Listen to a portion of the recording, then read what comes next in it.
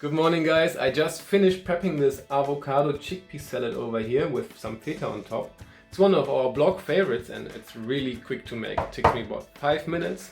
Super high in protein by the way, it's like 20 grams in one serving and really nice to take for work as well because, well, it's so easy to make and it's not as filling as a pasta or potato dish.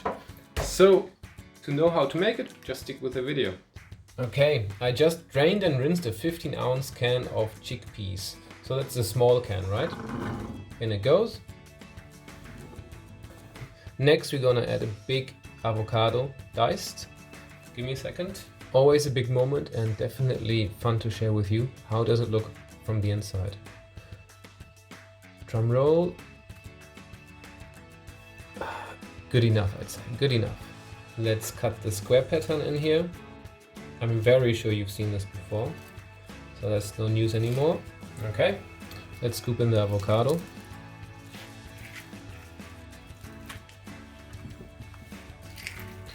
Here's the next part, and it goes.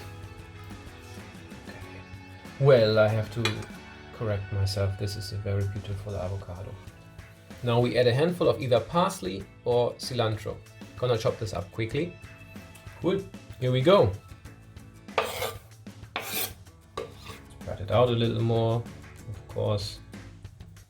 Next we have half a red onion chopped. Next we add about 3 ounces of feta cheese. It's roughly 80 to 90 grams. Well, you can see this much here. I just crumble it in.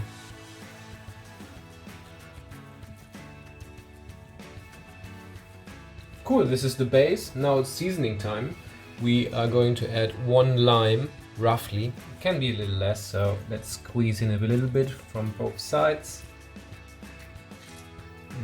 Should be enough, but you can see later if you need a bit more. Otherwise you can use the rest of it for a lime water.